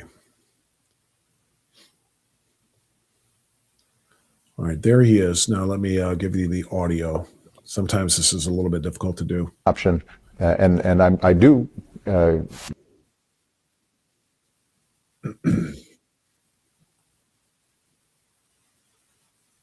said that you weren't king, you were president. There were only certain things you could do unilaterally. As time goes on, 1,000 deportations on average a day. People are wondering, and our Twitter feeds and Facebook feeds, that's the question everybody asks. Won't you at least consider unilaterally freezing deportations for the parents of deferred action kids? Yeah. Here's the problem that I have, Jose, and I've said this consistently. My job in the executive branch is supposed to be to carry out the laws that are passed.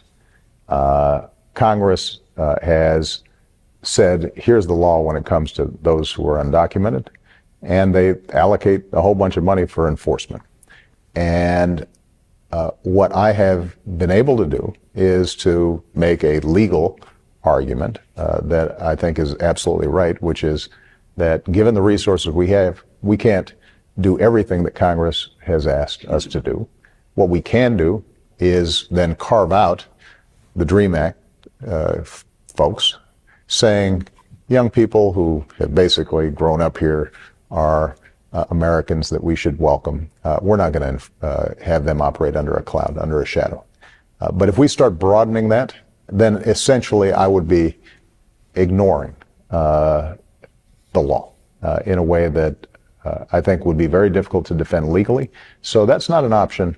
And I do get a little worried that advocates of immigration reform start losing heart and immediately thinking, well, somehow there's an out here. If Congress doesn't act, we'll just have the president sign something and that'll take care of it. And we won't have to worry about it. Last time, Peter, that's 13 years ago.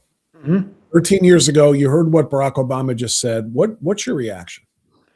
My reaction is that in those 13 years, there's been an evolution in the thinking, in the ideology of the Democratic Party, where they understand that they have been losing Americans. And I mean, take a look at the polling right now. They're doing very poorly.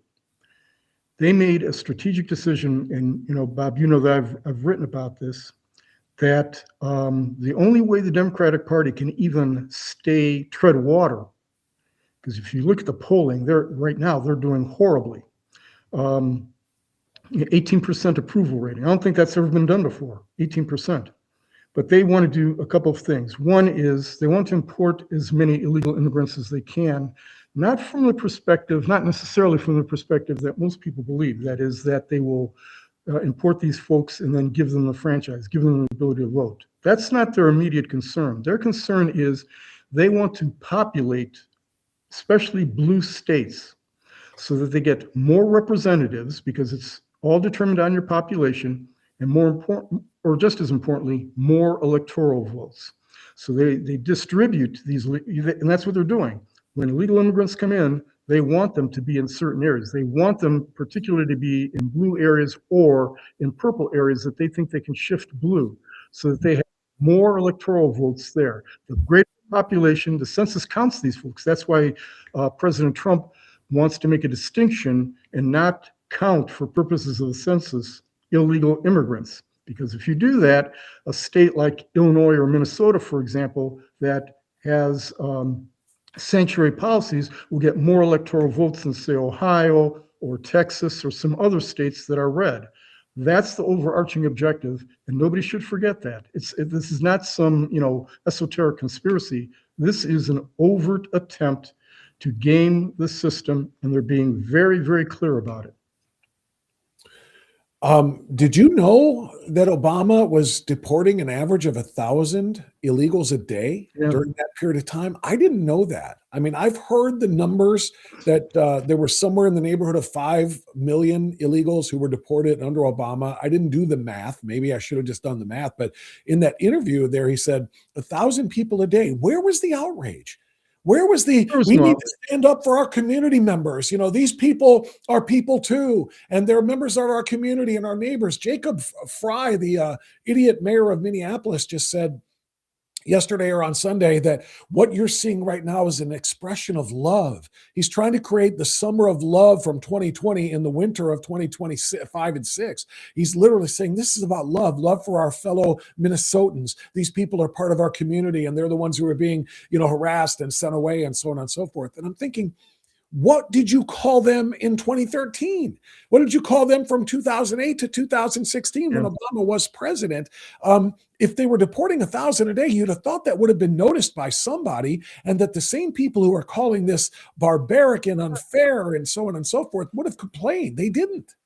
No, they didn't. And it just makes it very clear that this is about politics. It's not about some type of compassion.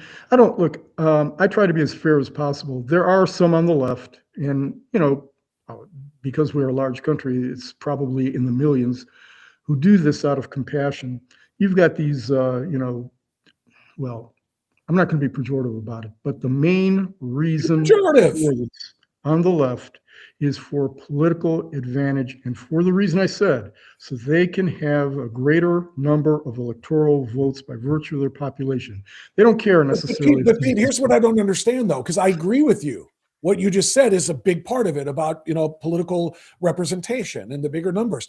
Why was it to their advantage then in the Obama years to deport people? Because the same story would have been in effect as that we're talking about right now. So why were they okay with deporting, giving up that political advantage by way of, congressional, apportionment and so forth, as far as representation in Congress? Why did it not?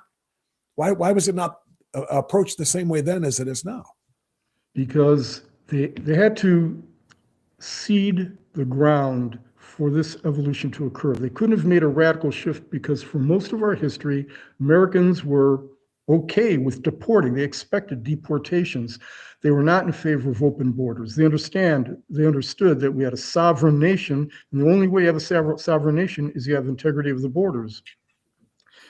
But when Democrats began, some of the folks who, the Carvils of the world and others understood when they looked at their polling data and, long-range studies, that they were going to begin losing in certain discrete areas, especially at the national level, unless they imported more people who, again, were just bodies in blue states.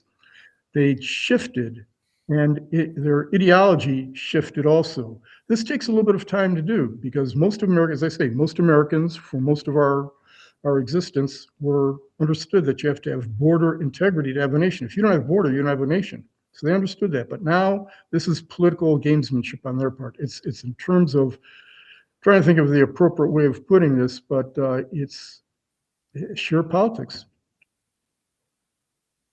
Well, it is sheer politics, and I get it. That's as good a way to look at it as anything. It's just infuriating, and the real reason for me, Pete, to answer the question that I asked you, the real reason you didn't have this chaos and this obstruction when Obama was doing this is because we agreed with it. We opposed almost everything Barack Obama did, and we did so vocally. We didn't do so physically. We didn't do so through obstruction. We didn't try to get in the way of law and order and those kinds of things. And when it comes to the immigration issue, who was going to complain if the left didn't complain and they were deporting people and we already knew we had too many millions of illegals in this country? We were all like, yes, more of that, please. It's the one thing we actually agreed with Obama about. So in other words, for an administration to run headlong into the other side has to just disagree with what's going on. And we didn't disagree. And we don't disagree now. We believe Obama should have deported people. We believe Biden should have deported rather than importing people, and that Trump is doing it. We're the ones being consistent here. The hypocrisy, as in almost with all things, lives on the left. And the question is do you think that American centrists will understand that come November? Because all of this is playing out in real time, and the left is going to left, and we're going to be what we are, and the centrists are going to decide control of the country in November. Yeah, I think centrists watching this, I think they're outraged. I really do. I mean, I don't think that. I talk to centrists all the time. They understand the double standard. They understand that. Let me go back a little bit. A while back, we had a hearing under my auspices of the effect of illegal immigration on Black employment, which has a profoundly negative effect on Black employment for reasons that we can talk about some other time. many people understand that illegal immigration has a pernicious effect on society as a whole. We have to have control of our borders, decide who comes in, decide who gets deported, all of that stuff. And I think that this is something that in the long term and in the short term is going to harm the interests of the Democratic Party, but they're desperate to have these bodies. They're desperate to have these bodies. And for a lot of them, I mean, you look at some of these, especially they call them awfuls in Minnesota, that's their religion. They get some type of emotional sustenance out of this. And again, don't discount the patina over all of this is Trump derangement syndrome.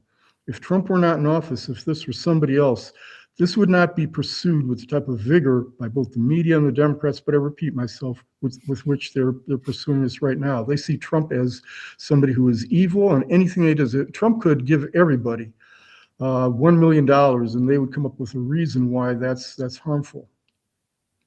Oh, yeah, of course they would. Of course they would. Okay, Pete, I need to get a quick timeout here, so bear with me for just about 40 seconds. This episode is brought to you by Mark King and Keeping Medicare Simple. Medicare Advantage open enrollment is happening right now through March 31st. And if you're on Medicare, this matters to you. And if you're in Northeast Ohio, I want to personally recommend someone I know and trust, Mark King. I've known Mark for years, and I've referred Medicare recipients to him time and time again because he puts people first and keeps Medicare simple. If you're thinking about switching Advantage plans or even returning to original Medicare, call Mark's office today at 440-832-8936 to schedule an appointment. And for clear, easy-to-understand information, visit the user-friendly website keepingmedicaresimple.com. When it comes to Medicare, I trust Mark King, and you can too. Okay, continuing now with Civil Rights Commissioner Peter Kirsanow. Pete, since I brought up November and asked you what the centrists and the moderates are going to do, let me share this, because I just want to talk about the safety and the security of our elections and whether or not we have safe and secure elections. I believe I have a clip here of Senator Rick Scott from Florida talking about, and in fact begging, Senate Majority Leader Thune to call for a vote and to push the SAVE Act in order to protect our elections and to make sure that only American citizens can indeed register to vote. Here we go. So Mike Lee and I have a simple bill. It's called the SAVE Act. It says if you're not a U.S. citizen, you don't vote in U.S. elections. Number two, you can't even register to vote and in any state unless that state you can prove that you're a citizen. And number three, states have to clean up their voter rolls. If you're not a citizen, you shouldn't be on their voter rolls. It's a simple bill. It's called the SAVE Act. It needs to pass. We need to make sure the Democrats don't destroy our elections with illegal voting. It's about as simple as that, Pete. But then again, nothing is ever as simple as it seems. Right. Thune is not apparently willing to bring this up for a vote. I'm going to read just a summary of it. The SAVE Act, passed by the House in April of 25, requires documents like passports or birth certificates to register for federal elections. That's register, and help states remove non-citizens from the rolls. It's stalled in the Senate due to Thune's view that it lacks the 60 votes to beat a filibuster. So, Pete, the point that I'm bringing up here, and that a lot of people are bringing up, and the question that we are asking is, why don't we get these freaking leftist, centrist, rhino-y senators who are going to vote against it on the record? Have the damn vote. Senator Thune, Majority Leader Thune, have the vote and get every one of them who voted against it, they fearful of voting against it, and if they go ahead and do it, to get ready to primary them the hell out of existence. I don't understand the reticence here by Thune to get this done. Neither do I, Bob. I wish I could give you some type of erudite explanation for it, but I can't, other than, it seems as if Republicans are always acting like Charlie Brown and Lucy with the football. I don't get it. I know that I'm expressing the frustration of your viewers and listeners because we talk about this all the time, the pusillanimous nature of the Republican Party, that they snatch, just like Lucy in the football, they snatch, victory from, or snatch defeat from the jaws of victory. Right. It's imperative that they do it. It's just common sense. Almost every nation does this. It doesn't make sense. We have to clean up the voter rolls. When I've substituted for you in the past, I've had my colleague, J. Christian Adams, who used to be in the voting section of the Justice Department, and now does this in his private practice on a full-time basis. He can tell you chapter and verse how polluted the voter rolls are, but more importantly, all the fraud and abuse that's going on with respect to voting. And it's all on the left, all of it's on the left. And it's extraordinary. It's not something that is minor. This is changing the outcome of elections. And yet Republicans are just, they are not approaching this with the urgency that it deserves, not just from the standpoint of the viability of the Republican Party, and it does, it has an impact on the Republican Party, but from the integrity of the electoral process for the United States generally. This is imperative. Otherwise, it is true, it's not just trite, that every vote that is cast illegally cancels out another vote. And look, the Democrats don't care about this. In fact, actually, that's not true. They do care about it. And they care about it from the standpoint of not cleaning the voter rolls, making sure there's no election integrity. It's astonishing. I'm repeating myself, but I'm just so frustrated by this. We had hearings on this at the Civil Rights Commission, and you'd be apoplectic if you watch them, because Republicans are sleepwalking through history here, and they're going to get shellacked at some point if they don't take strong action. Yeah. The real strong action, Pete, would be to abolish the filibuster, obviously. Last time I brought it up to Senator Marino, he just said, I'm not going to talk about things. He supports it, but he said he's frustrated talking about it because he knows they don't have anywhere near the votes to do it. He said maybe a dozen or so of the senators would actually be for abolishing the filibuster. They think for some reason that if they do that, it's going to make it easier for the Democrats, if they do retake power, to be able to pass everything with simple majorities and so forth. And as we know, the Democrats are already going to do that because they tried it once and failed when Manchin and Sinema, refused to go along. So we all know the story. But what is your opinion, Pete, of this theory? And it was something I came across a couple of days ago online, that the real reason that a huge number of Republicans in the Senate don't want to abolish the filibuster is because they are not MAGA. They don't want Trump's agenda to be passed with simple majorities. They want Trump's version of Republican to go away. And they know that if they do have the votes to abolish the filibuster, they'll have to vote for every one of Trump's agenda items that he ran on in 2024 that they can get through the House with simple majorities.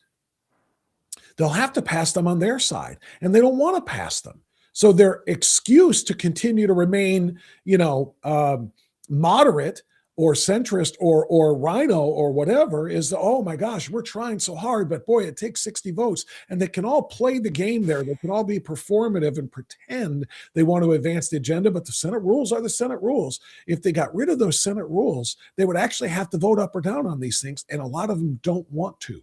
They don't support Trump and they don't support the agenda. That's the theory that I read about. Your thoughts?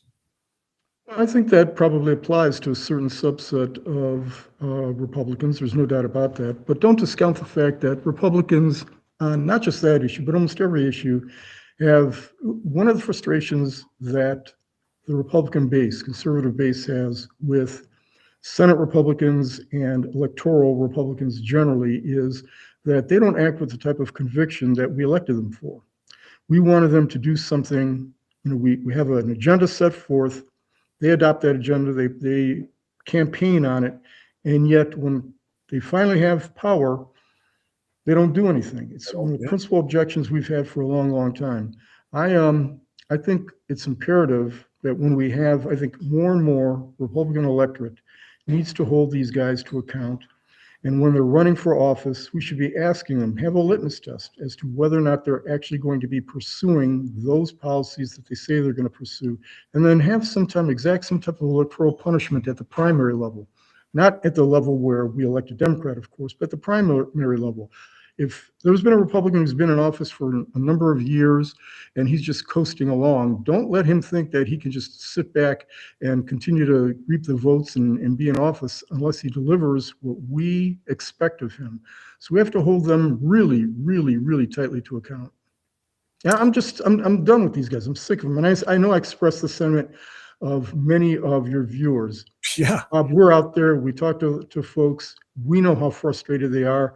But somehow these many Republican officers, not office holders, not all of them, but many Republican office holders, they don't have the type of ideological discipline that the left has, and just mechanical discipline that the left has. They march in lockstep.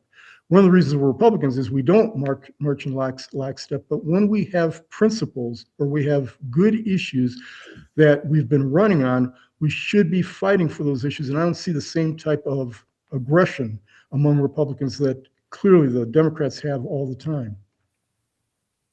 I was just reading one of the chatters on our Rumble chat, Pete, while you were talking. GOP needs out of their slumber, trying to outlast Trump. MAGA is in the House. We elected Trump. Pretty sure Dave Joyce voted for Harris Walls, judging by the way he acts. That's on the House side. But you know what? The point, I think, is clear here. There are a whole lot of Republicans who used, the Trump message to win their seats and to retain their seats over the course of the last 10 years. But when it comes down to actually backing his policies or his ideas or his orders, they want nothing to do with it. They'll take the votes that come with being attached to him, but they won't take the message. Yeah, and I see that all the time too. Bob, we've seen it. You talk to some of these folks during the campaign season, and they are as strongly conservative, or if you wish, MAGA, as you can get. And then they get into office, and I wish I had some type of magic explanation for why it is that this doesn't happen as frequently with Democrats. They say they're going to run on X, and then they even go beyond X to satisfy their base. In fact, they try to camouflage their true positions because they know they couldn't get elected if they spoke them. Republicans, on the other hand, say, we're going to, do this. We're going to abolish the filibuster, whatever it might be that they want to do. And then when they get in the office, they start moving leftward. It's a frustrating thing, but I think we have to exact some type of electoral punishment on these folks that is both in the primaries and the general election. We can't have these folks doing this because the Democratic Party is the party of politics. Republicans generally want to go about our daily lives. We use politics only to make sure that, we protect our interests under the Constitution. But Democrats, they're true believers. This is their livelihood, and they truly believe in it. We have to have that type of commitment from our elected leaders that Democrats show on a daily basis. Just precious few of them, though. Precious, because some of them do. Some of them really do, and I believe them. People like Jim Jordan is one of them. He'll be on with me tomorrow. Yeah. There are some who do, but yeah, precious few. So many of them are just literally political wind blowers, and whatever they think is going to benefit them, they will go with. They have no principles, they have no core, they have no integrity, and it's very, very frustrating. Yeah. All right, Pete. I started out with this and said I would come back to it. So now we've got about 12 minutes left. So let's do this part of this 1 year anniversary.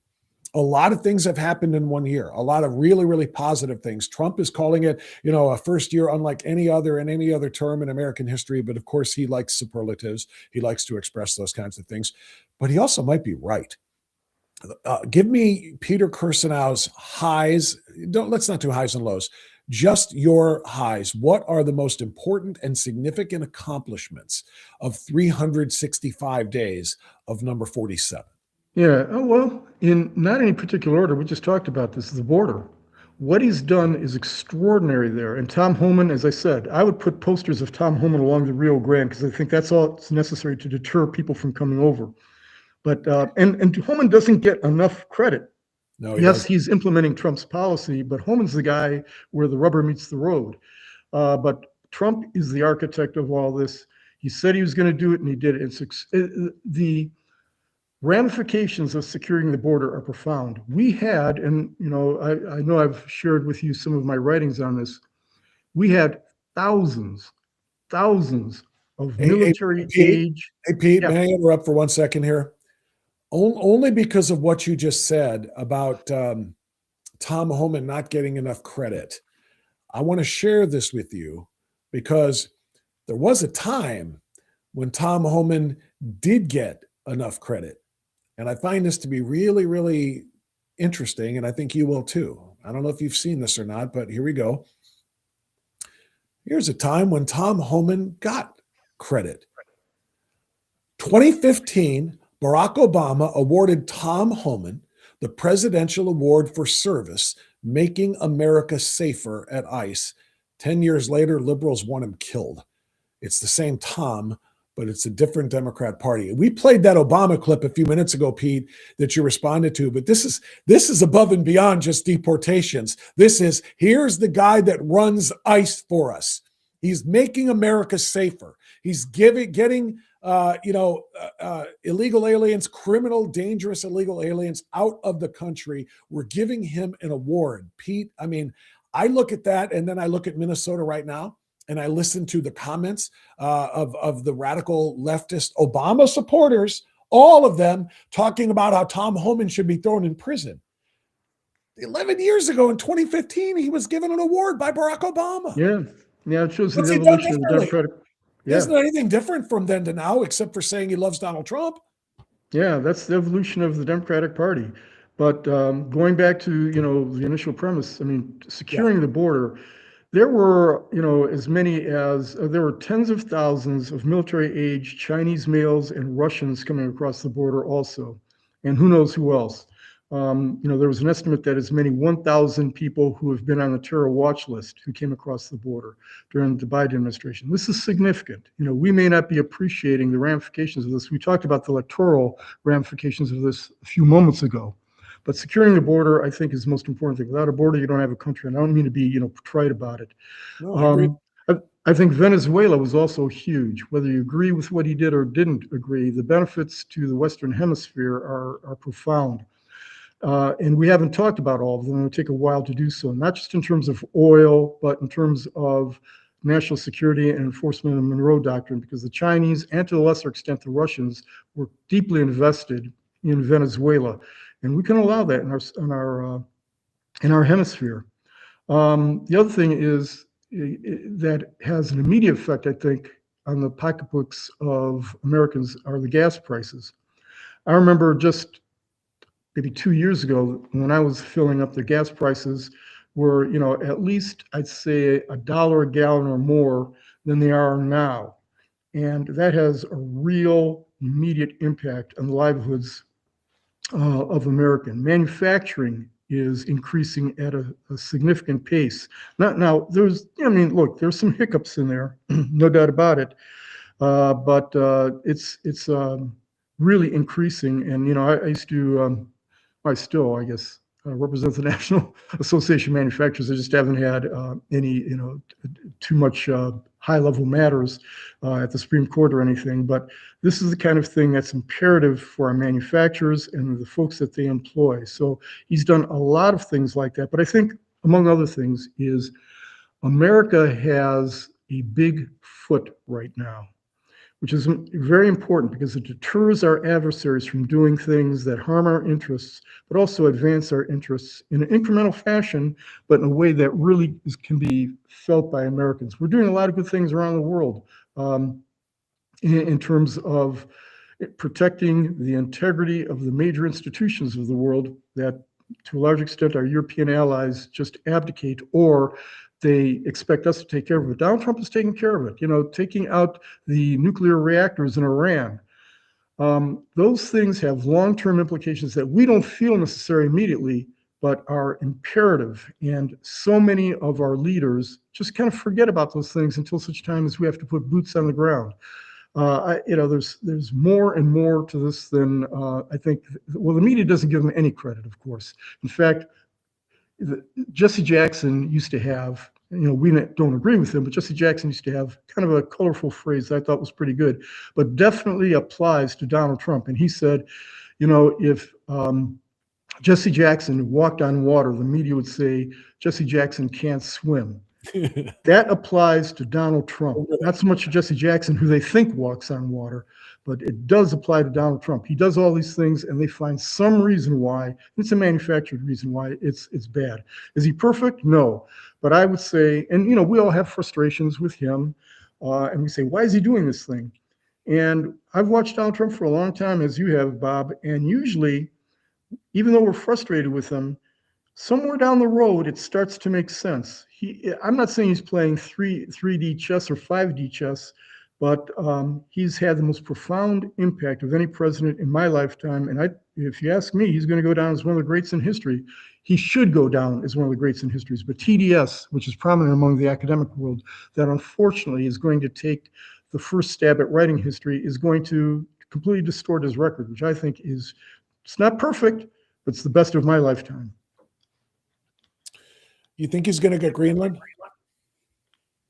I think Donald Trump will get whatever he wants. I don't know that he wants Greenland. I mean, I think he does, but with Donald Trump, again, he's playing, 3, 4, 5-dimensional chess.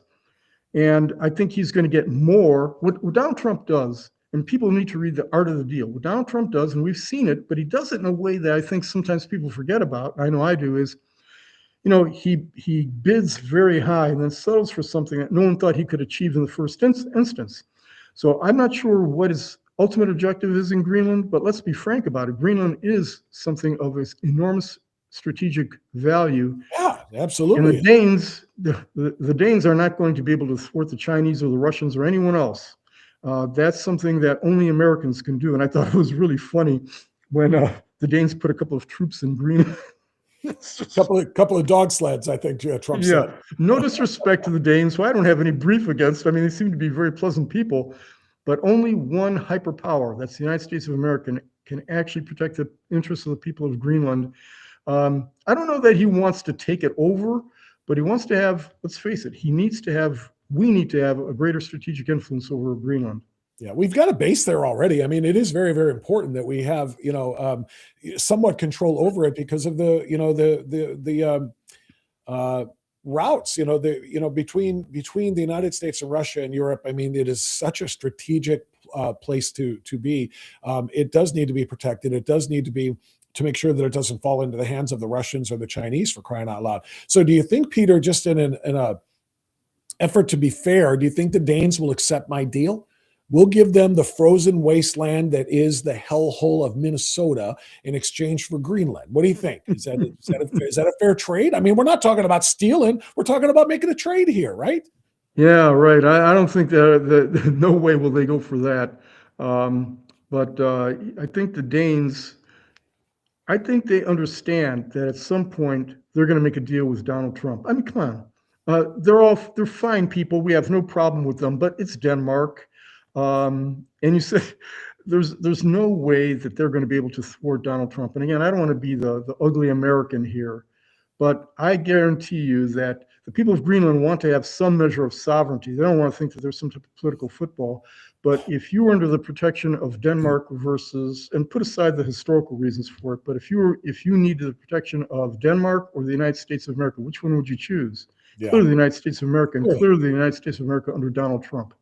Yeah, no doubt about it. And obviously I'm kind of talking about that in jest, but if I try to take it seriously, there's no way they would go for that deal anyway, because they would rather deal with a bunch of polar bears and Arctic seals than with Minnesotans. That's just the reality. The Minnesotans that they see on camera every single day, Denmark would say, we don't want anything to do with those freaks. We'll deal with it. We'll keep our polar bears on Greenland. Thank you very much. Yeah. All right. Peter, thank you. Good stuff. Go get that tooth taken care of, man. And be careful next time. I mean, keep your guard up, for crying out loud. What did somebody get you with? An uppercut or? No, it was a cross. And I have to admit, I missed it. I didn't see it coming. I'm an old man. What can I say? Things are starting to fall apart here, but I'm going to keep fighting a good fight. Yeah, you're defying Father Time, even if he did take one out of your jaw this time around. Peter, great stuff, my friend. We'll talk to you next week. Take care, Bob. That's Kirsanow joining us here on Strictly Speaking Unfiltered, and that is going to put a wrap on this one. Let me have a quick peek into the chat and see what the folks are talking about here.